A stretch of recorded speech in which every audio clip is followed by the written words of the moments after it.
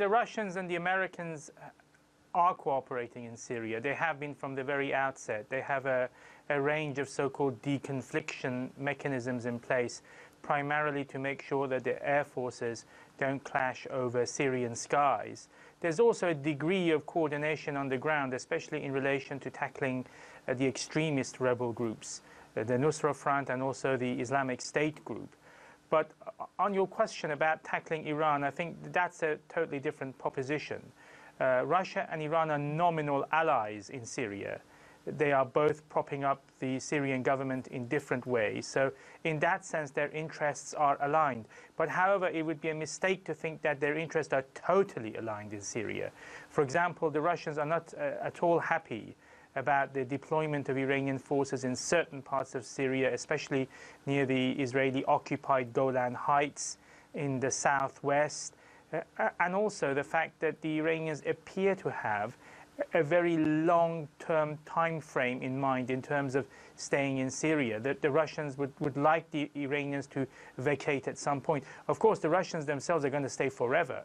They have the Tartus naval base, whose lease is going to be extended until the 2090s.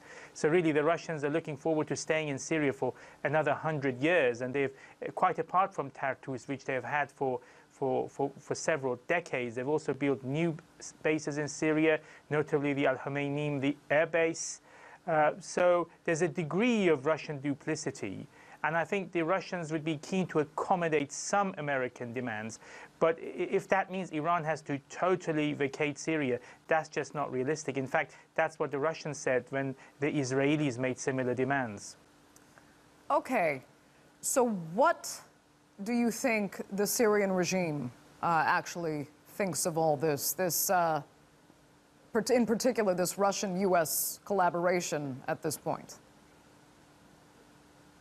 Well, the Syrian government, of course, is deeply opposed to the American military presence in Syria.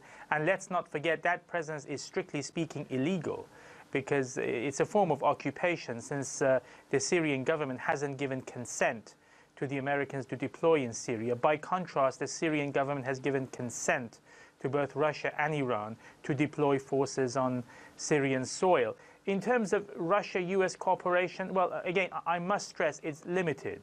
It's not extensive.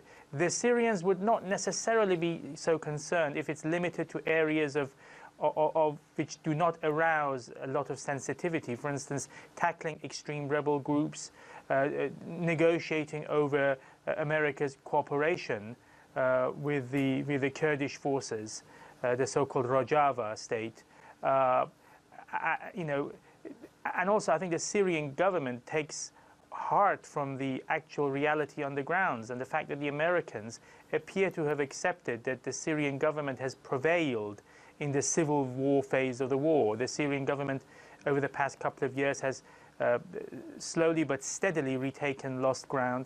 It now has almost full control over the country, apart from the areas controlled by the Kurds, large swathes in the northeast, a pocket in Idlib province, and very, very small pockets now in the south and southwest. And I think even those areas are going to go back to government control at some point.